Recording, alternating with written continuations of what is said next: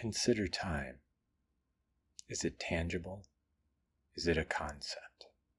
A construct of our collective minds, like the frames of a movie, iterating the three dimensions around us with each tick of itself, or like the amorphous flow of fluid. As it seems, time is not a tangible thing. It is not a coordinate. Let us think of time as the fundamental process. Time is the process in which physical systems change, transform, and evolve. Is it smooth and continuous? Is it granular and discrete? Does it demonstrate properties of both, as electrons and photons exhibit wave and particle properties depending on the context? In the beginning, excuse me, for I am unable to describe time without being self-referential, when there existed much less space and time. As I speak, the universe is believed to have existed for some 4.3 times 10 to the 17th power seconds. That is how much time is known to exist. Imagine when much less time had existed, a time when half as much had passed. That would be relatively not long before our solar system had formed. This is thinking on a linear scale. We need a different approach to consider the seemingly infinite, not the infinitely large, but the infinitely small. For that, we look to the logarithmic scale. Half of the universe's present logarithmic age is something like 21 and a half years, or 2.15 times 10 to the 8.5 power seconds. But even smaller than that, all the way to the smallest extreme, to the smallest unit of time that can be measured, the Planck Time, defined as 5.39 times 10 to the negative 44th power seconds. The Planck Time is 61 orders of magnitude smaller than the present age of the universe. Our brains fail to grasp such levels of magnitude without a reference point.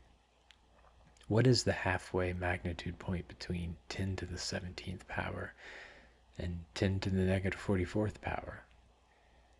Something like 0.0000000000316 seconds, or 1/3 of a trillionth of a second.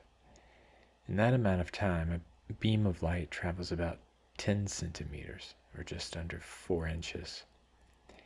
A speed of 300,000 kilometers, or 186,000 miles per second, is itself difficult to grasp, and the difference in scale from 300,000 kilometers to 10 centimeters is likewise mentally intangible. If you were to travel at 10 centimeters per second, it would take you 95 years to travel 300,000 kilometers, the lifetime of a human gifted with nonagenarian longevity. I've lost myself in these unfathomable scales.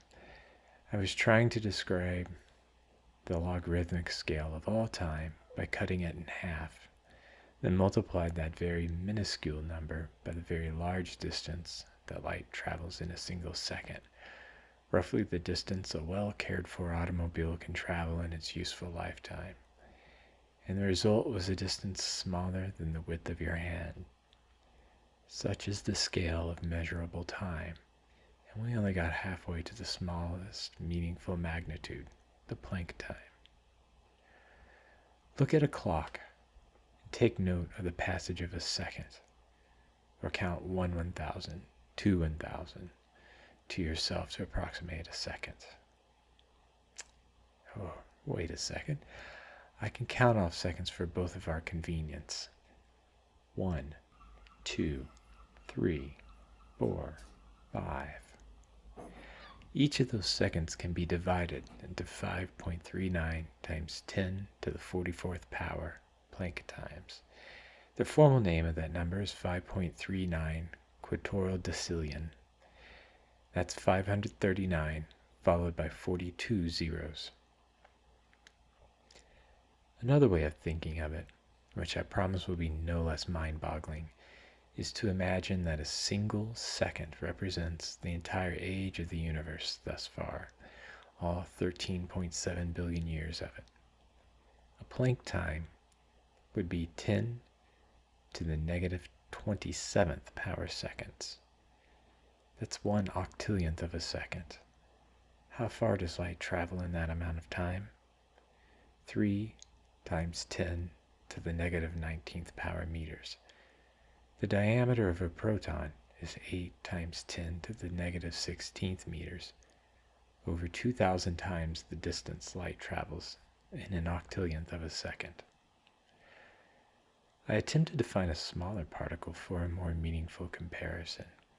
Knowing that protons and neutrons are baryonic matter, which are composed of quarks, I looked up the width of a quark, which I know to be an elementary particle in the standard model of particle physics. What I did not know is that elementary particles are believed to be point-like, having no volume or spatial properties. They are but excitations in the fields that carry them. Mind blown. There truly are more things in the universe than are dreamt of in my philosophy.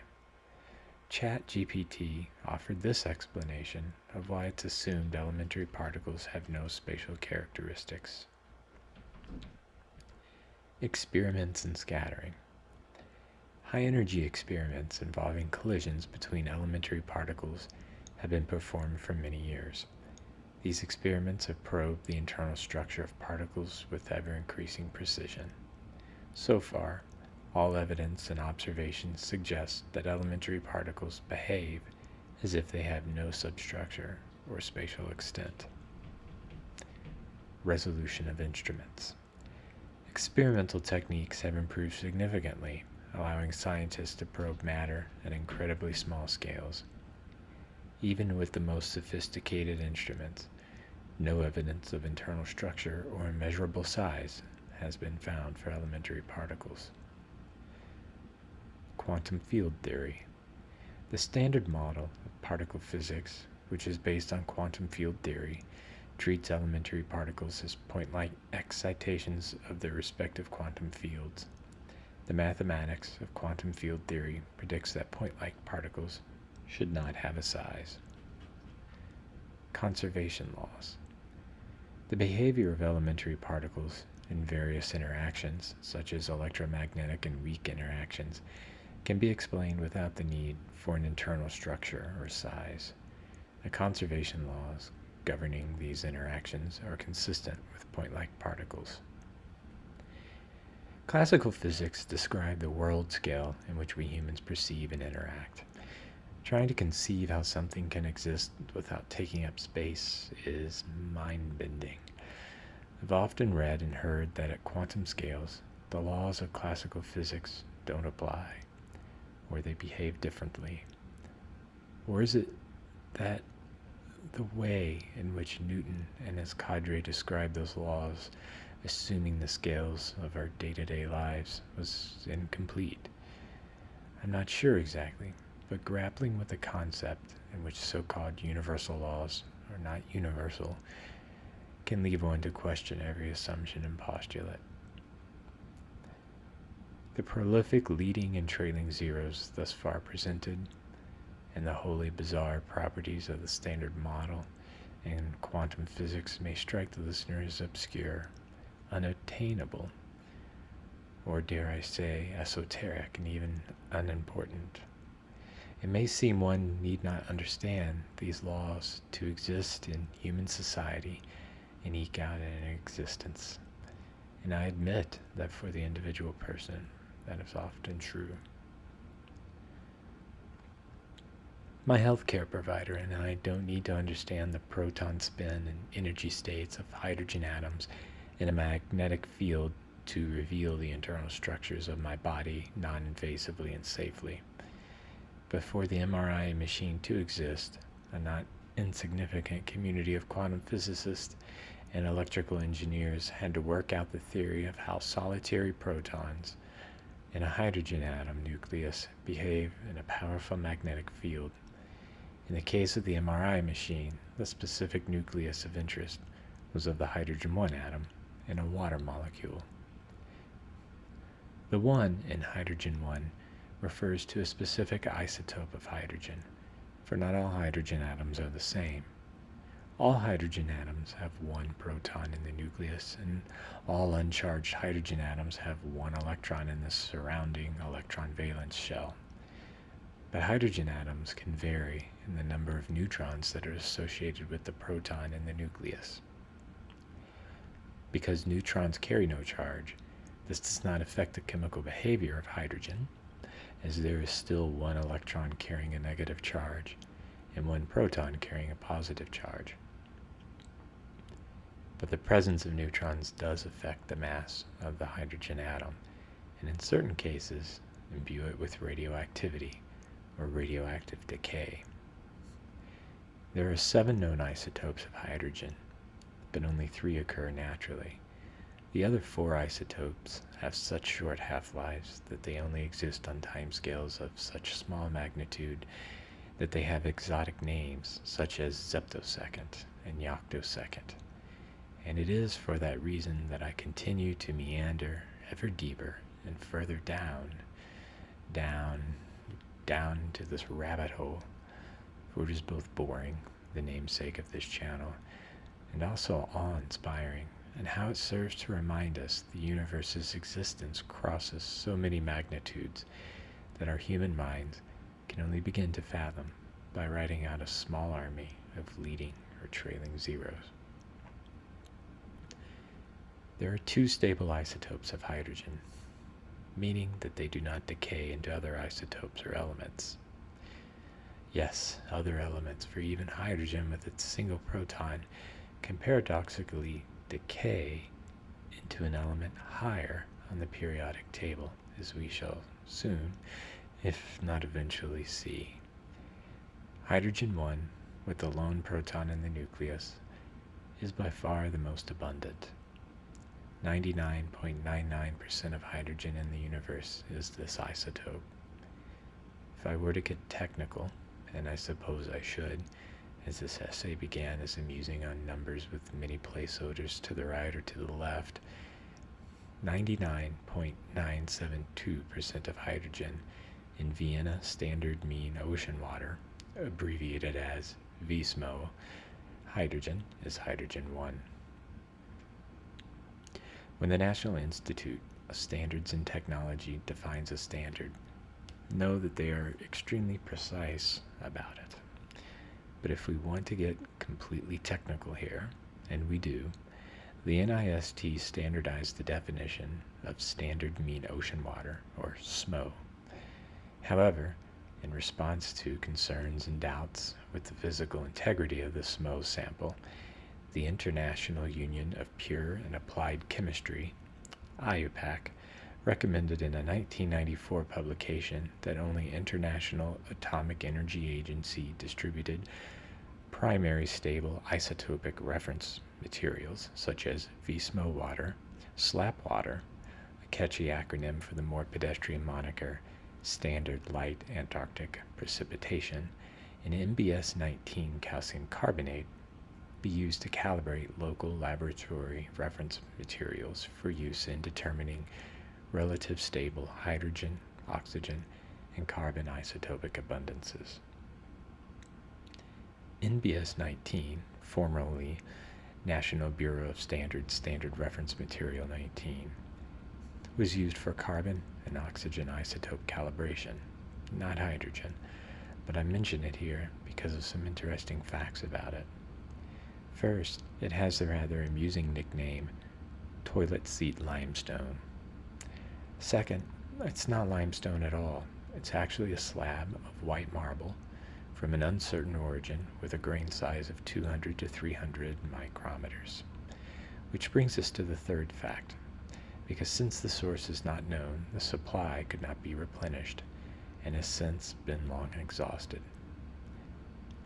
And the fourth fact, carbon isotope and soil sample calibrations should henceforth use IAEA 603 because that sample source has specific and reproducible procedures about its replenishment.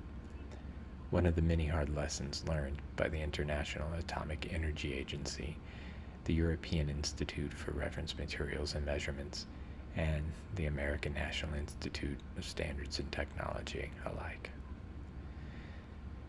My friends, even I have come to the point at which I admit I have reached my own limits for the odd, peculiar, and abstruse, and will withdraw from delving any further, and will now retrace my steps, and will hopefully arrive back to the original subject at some point.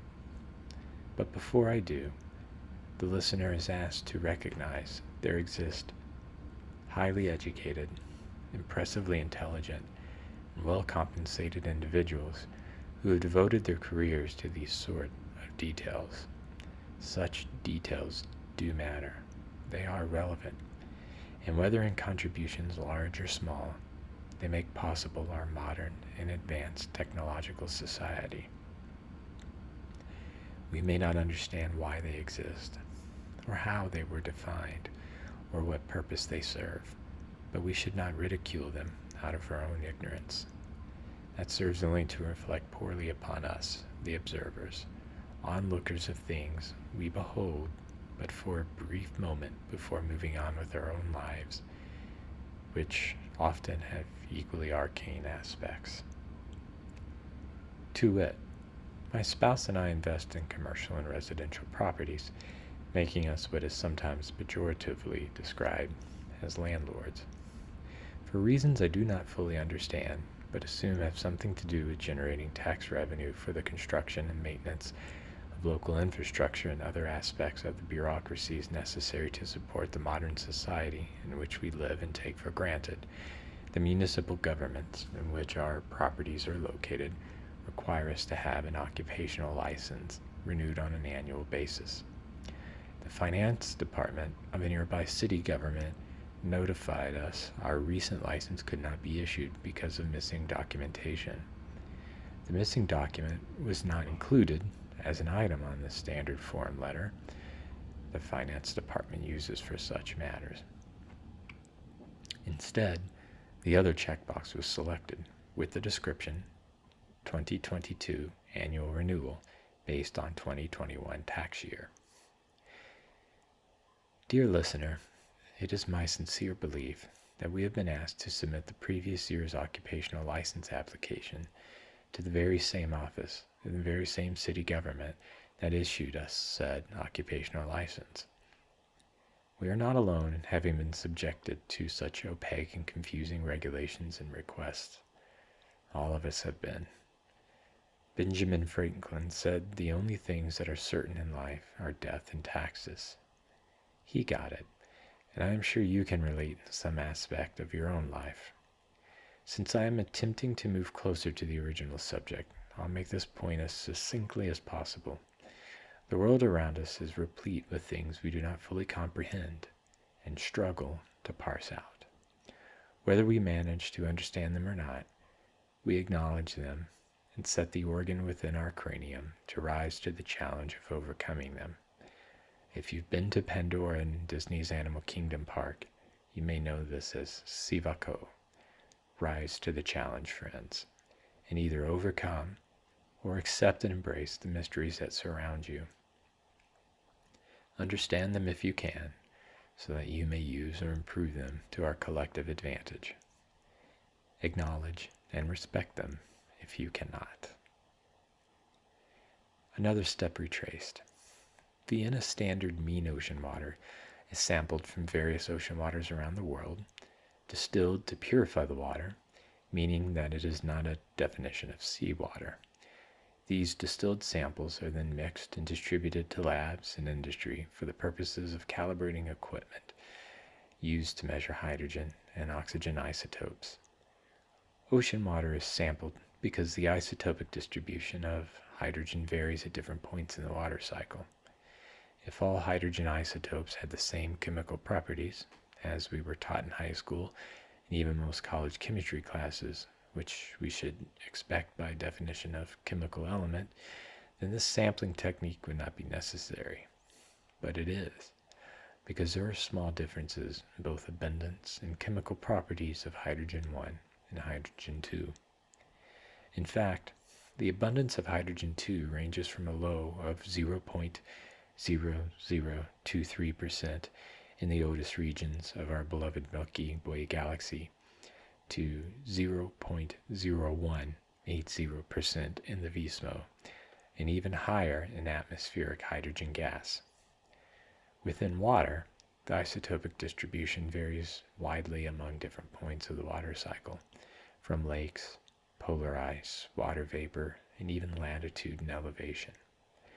Remember what I said before about hard lessons learned, and also about acknowledging and respecting the things you do not understand.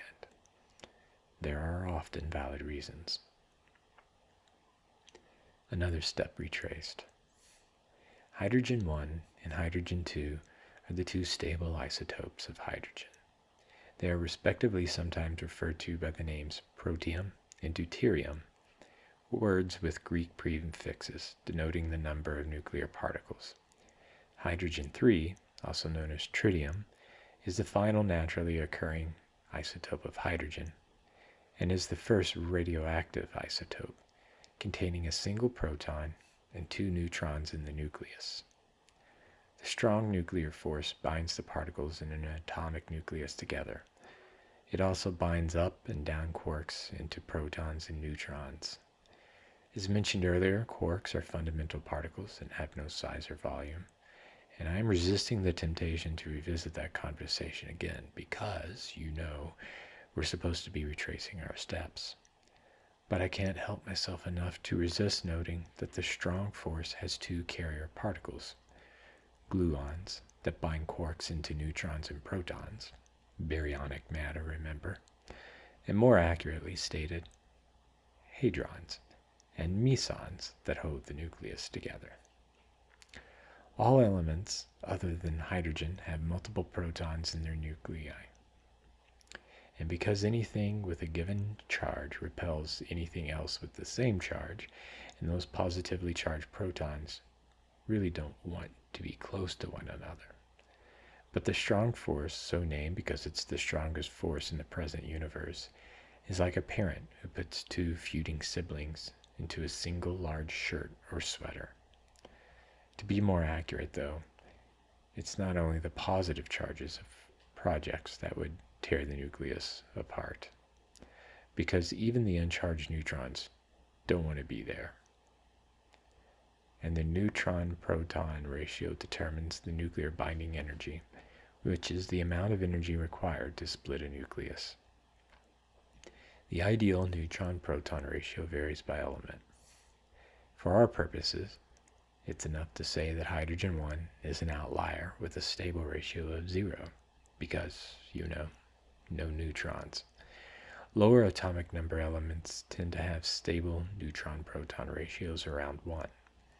But as the atomic number increases into heavier and larger elements, so too does the average, most stable neutron-proton ratio, favoring more neutrons than protons. This has something to do with nuclear shells. As a student of chemistry, I've been familiar with electron shells since middle school, as this model forms the foundation of our understanding of chemical bonds. But the concept of nuclear shells is new to me, as I never formally studied physics beyond the Newtonian model and the electromagnetic force. With a neutron-proton ratio of 2, hydrogen 3's nuclear binding energy goes a neutron too far, making it unstable. Unstable enough that the weak nuclear force, so named because it's relatively weaker than the strong nuclear force, has a remote chance of transforming one of those neutrons into something else in a process known as beta-negative decay. Larger nuclei can be split into multiple pieces, a process known as nuclear fission. But this is not the fate of hydrogen 3.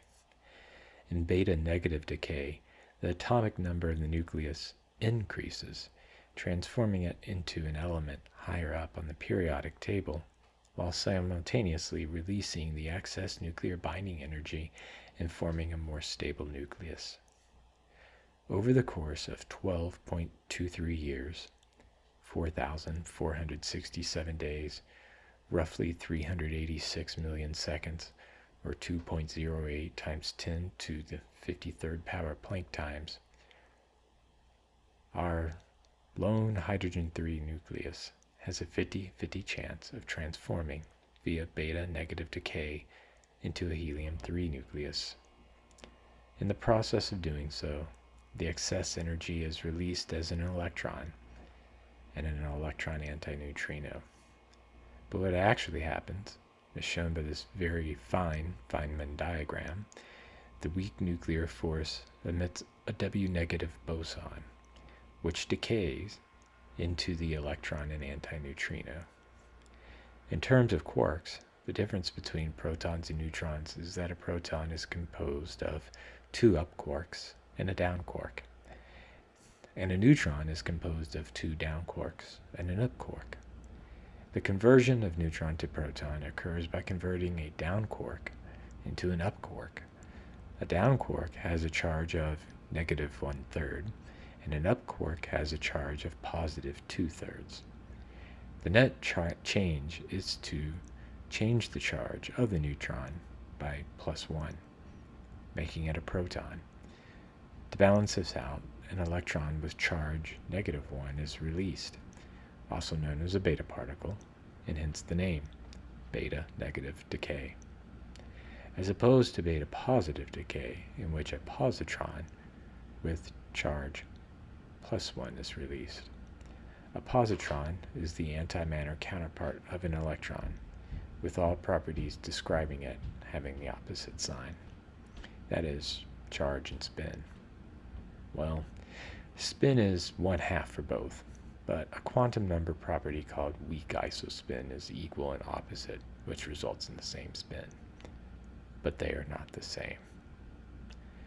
You may think how convenient it is for this process to create 1 proton and 1 electron, thus preserving the neutrality of the universe. Well, that's the way the universe works, by conserving things like momentum and energy.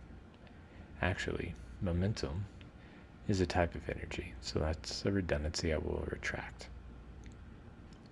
The universe conserves energy, and matter is a form of energy, and these two things can interconvert one into the other, not freely, but following certain laws, such that when it may appear these things are not individually preserved, you can run the numbers through E = mc² to assure yourself that things like energy and charge are preserved.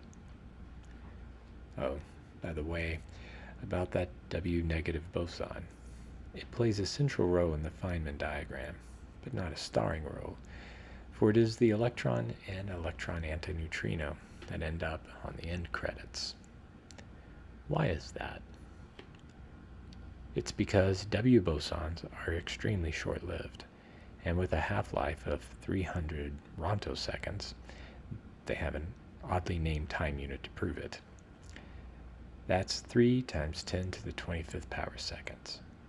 Seems like nothing, but recall that a Planck time is 5.39 × 10⁻⁴ power seconds, and the average lifespan of a W-negative boson over 5.57 quintillion Planck times go by. That's 557 followed by 16 zeros. The universe is 4.3 × 10⁻⁷ power seconds old. So here we are presented with a comparison between the very large and the very small that our minds can somewhat grasp, although the scales are still far too large. If a Planck time was represented by a second, it would take about 1.37 billion years for an average W-negative boson to decay into an electron and an electron antineutrino. 1/10 the age of the universe to date.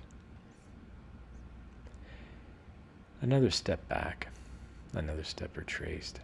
There are 4 isotopes of hydrogen that do not occur in nature, conveniently called hydrogen 4, hydrogen 5, hydrogen 6, and hydrogen 7. As noted, all have short half-lives measured in yoctoseconds. 139 yoctoseconds for hydrogen 4, 86 yoctoseconds for hydrogen 5, 294 yoctoseconds for hydrogen 6, and 652 yoctoseconds for hydrogen 7. 1 yoctosecond is 1 septillionth of a second, 1,000 times larger than the rontosecond. So you know what?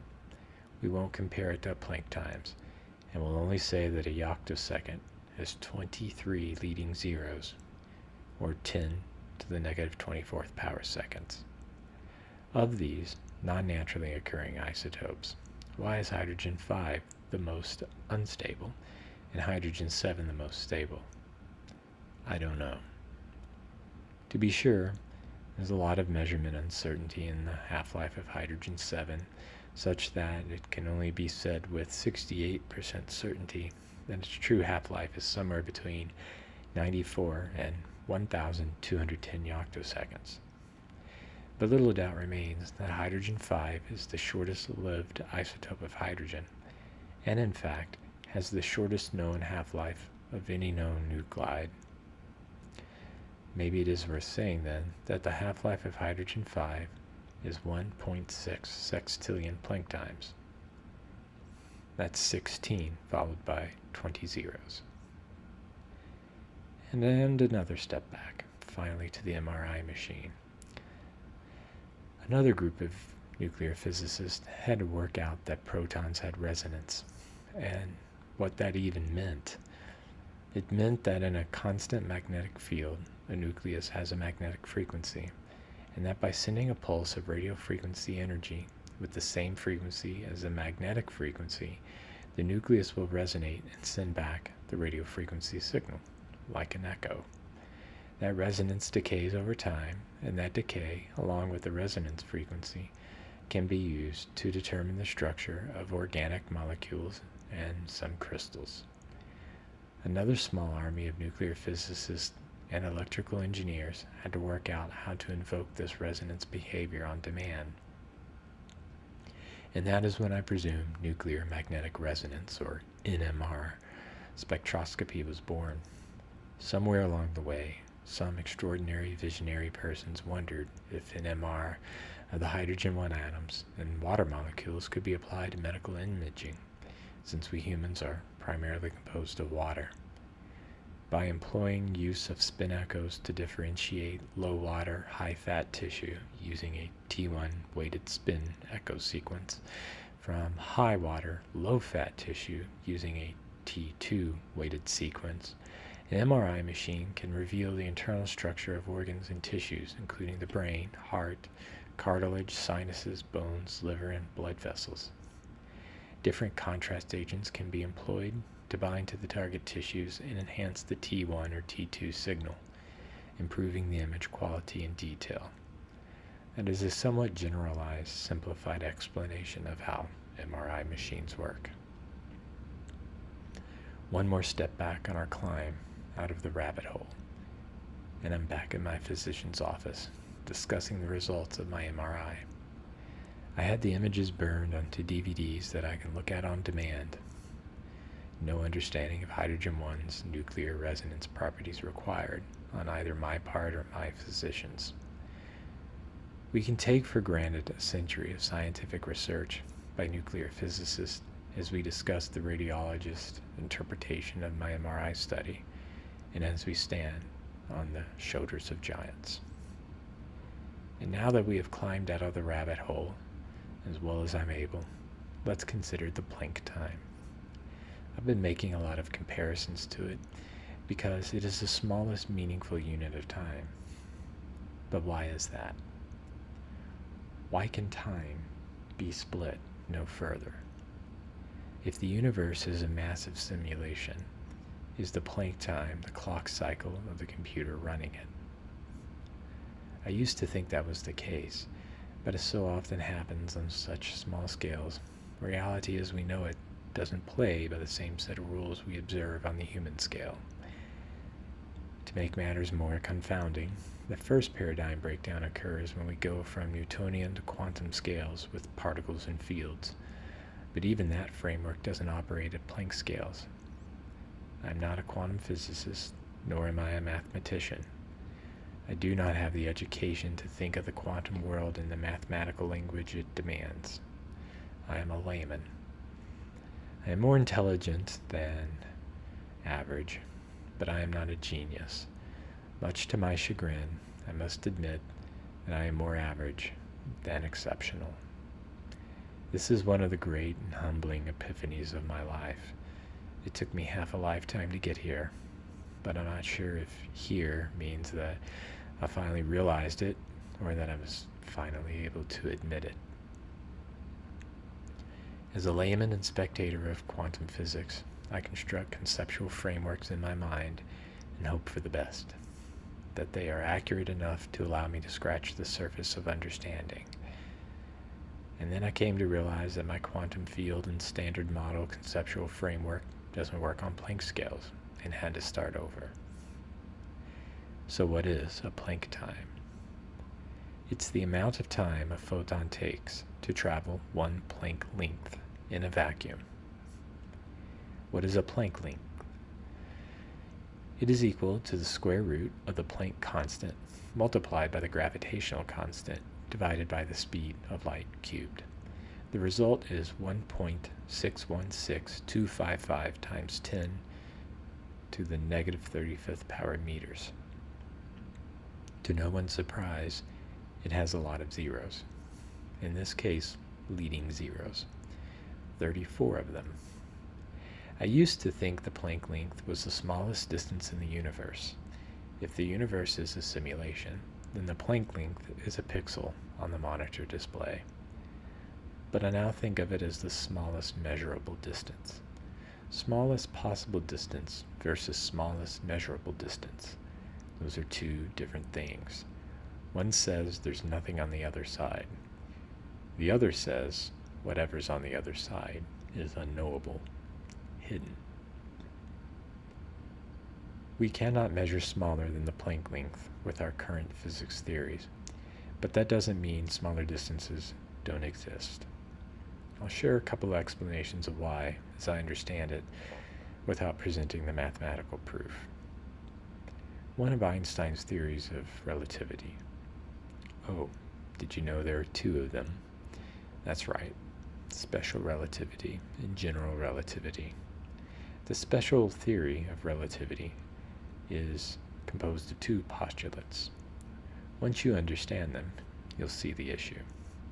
The first postulate states that the laws of physics are invariant in all inertial frames of reference. The second postulate states that the speed of light in vacuum is the same for all observers, regardless of the velocities of the observer and the light source. There's a well-known thought experiment that demonstrates how interacting these two postulates seems to create an impossible paradox. I struggled to wrap my head around it as a kid. Are you ready? Because here we go.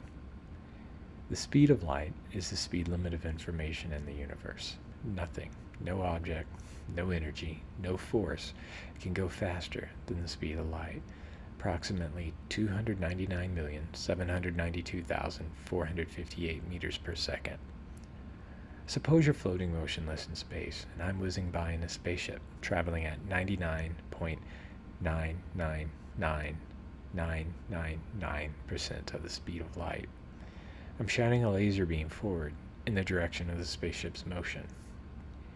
If the speed of light is the unbreakable speed limit, and the laser pointer is already traveling at 99.999999% of the speed of light, that means it's traveling only 3 meters per second slower than the ultimate speed limit. How fast do the photons of the laser beam travel? With your insanely keen sense of sight, you confirm that the photons coming out of the laser pointer are traveling at 299,792,458 meters per second, and that the laser pointer in my hand is traveling at 299,792,455 meters per second. The photons are traveling 3 meters per second faster than the laser pointer in spaceship. All is well. No laws broken from your perspective, right? By the way, another way of saying from your perspective is to say your inertial frame of reference. And because the first postulate states that the laws of physics, including the speed of light, are the same in all inertial frames of reference, the second postulate follows, which is that the speed of light must be the same for all observers. That is, for you and me. Come inside the spaceship and stand next to me. Your keen sense of sight will confirm the photons emitted from the laser pointer are traveling at 299,792,458 meters per second. You also observe the photons are traveling 299,792,458 meters per second faster than the laser pointer. But hold on. You know the laser pointer in the spaceship and you and I are all traveling at 299,792,455 meters per second.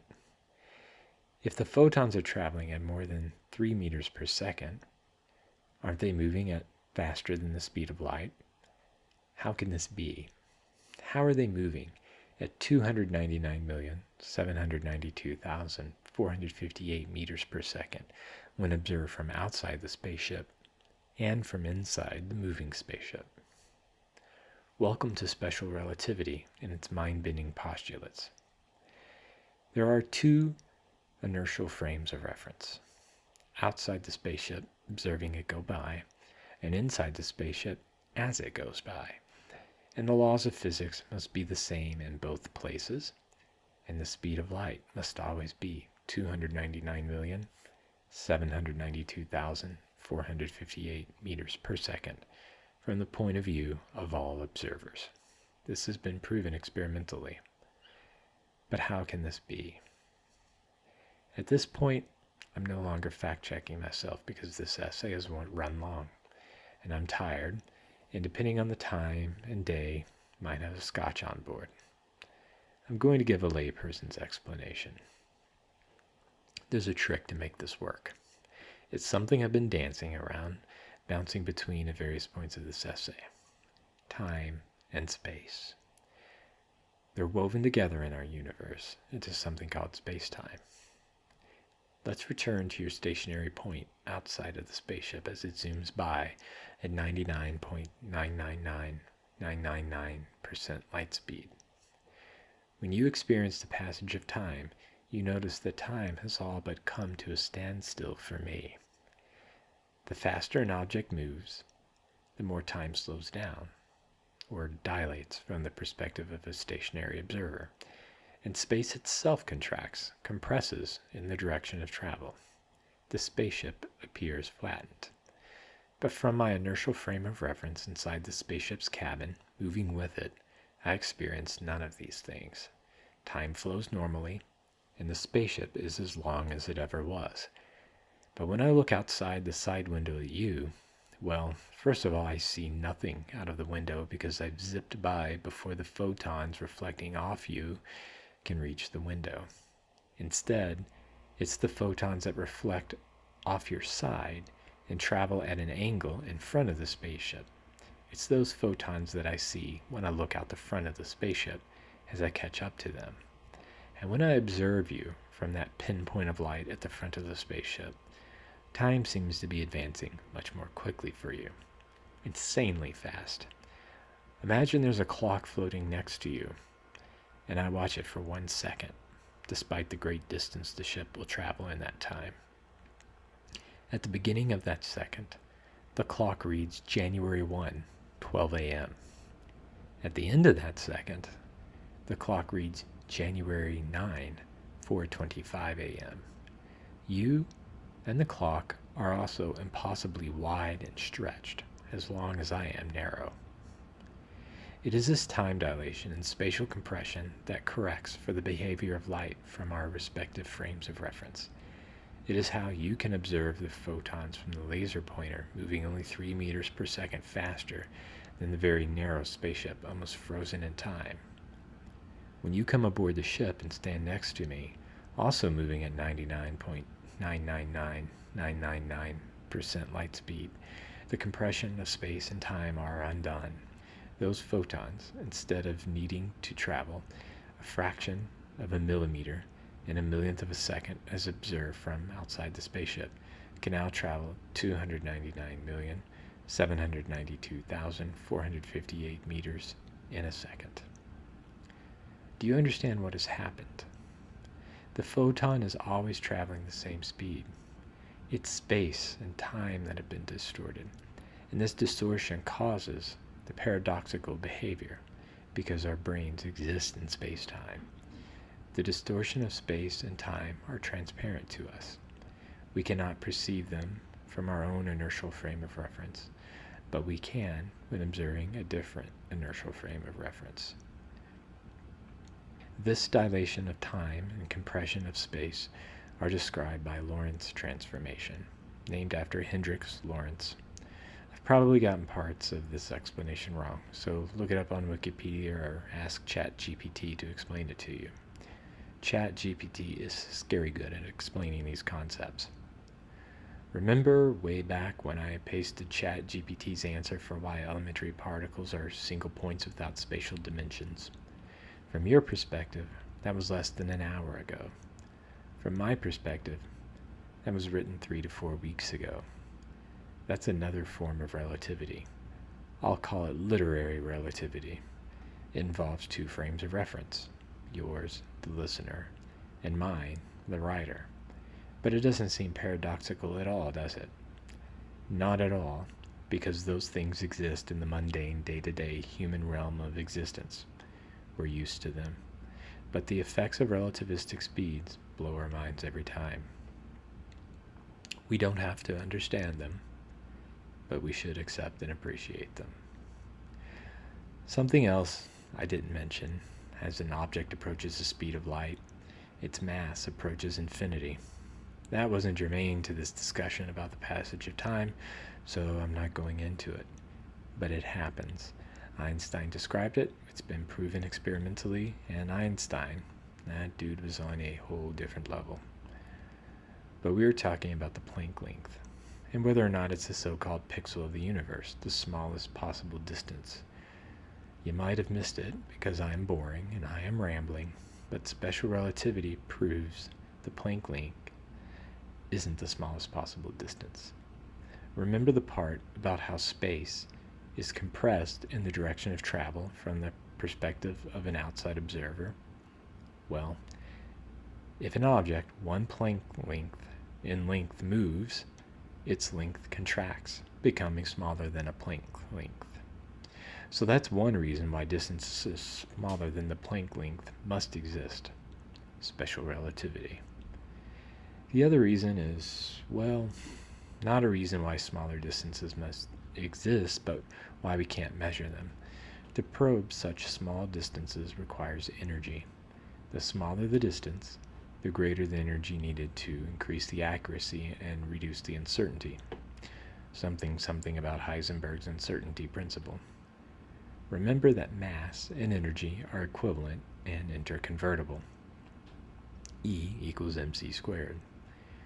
Once you get to the Planck length, the energy required to probe the distance is compressed into a small space, and the energy has mass, and that results in a tiny but massive and dense region of space.